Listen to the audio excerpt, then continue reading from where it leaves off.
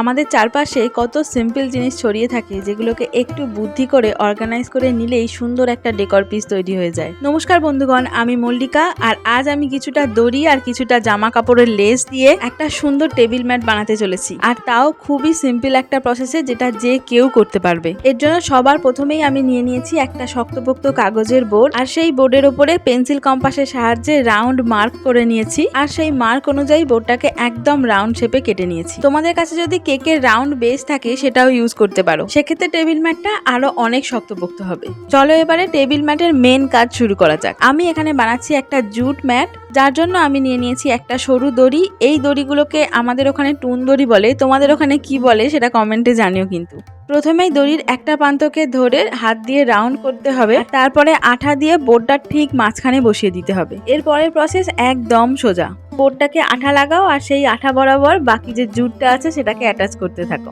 আচ্ছা, যখন একটা রোপ শেষ হয়ে যাবে তখন কি করবে একটু দেখে নাও। নতুন একটা রোপ নেবে আর সেটার মুখটাকে একটু হাত দিয়ে পাকিয়ে নেবে। তারপরে আগের রোপটা ঠিক যেখানে শেষ হয়েছিল সেখানে আঠার সাহায্যে অ্যাটাচ করে দেবে।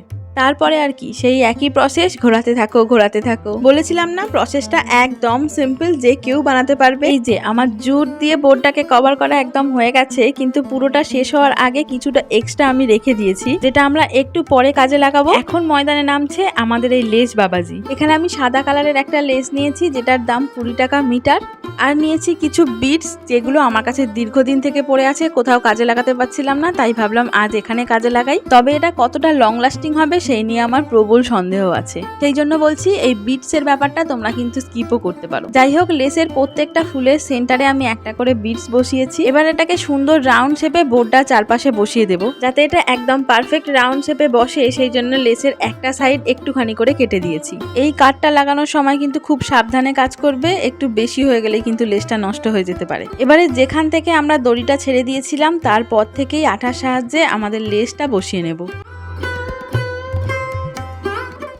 এই যে আমাদের লেস বসানো একদম কমপ্লিট হয়ে গেছে। চলো এবার বাকি দড়িটা আঠার সাহায্যে ওই লেসের উপরেই সুন্দরভাবে বসিয়ে নিই। এতে লেসের ওই কাটা এন্ডগুলো দেখে খারাপ লাগবে না, আর খুব ভালোভাবে সিকিউরও হয়ে থাকবে। আমাদের টেবিল ম্যাট কিন্তু এক প্রকার রেডি হয়ে গেছে। এবারে জাস্ট একটু ফিনিশিং এর ব্যাপার, তাই সিনে আসছে একটা লাইটার। আচ্ছা, তোমাদের মধ্যে যদি কেউ ছোট বাচ্চা মানুষ থেকে থাকো তাহলে হয় এই স্টেপটা স্কিপ করবে, নয়তো বড়দের হেল্প নেবে। এই দড়িগুলোর উপরে অনেক রোঁয়া থাকে, তো সেইটা ম্যাট বানানোর পরে দেখতে খুব একটা ভালো লাগে না। সেই জন্য একটা লাইটার নিয়ে এই রোঁয়াগুলোর উপরে হালকা করে ধরলেই রোঁয়াগুলো নষ্ট হয়ে যায়।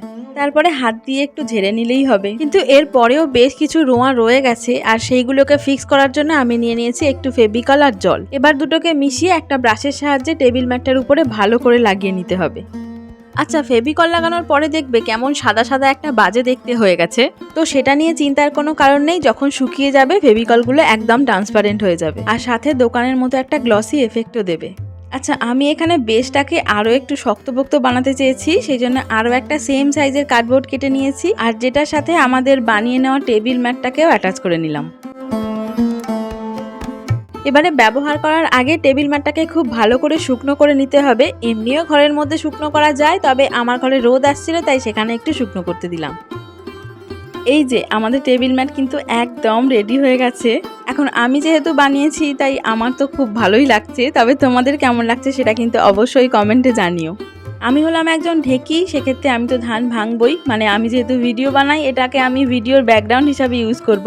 কিন্তু তোমরা চাইলে এটাকে অ্যাজ আ ডেকর পিস একটা টেবিল ম্যাট হিসাবে খুব ভালোভাবে ইউজ করতে পারো। আচ্ছা, যদি ভালো লাগে লাইক কমেন্টের সাথে সাথে চ্যানেলটাকে সাবস্ক্রাইবও করে দিও।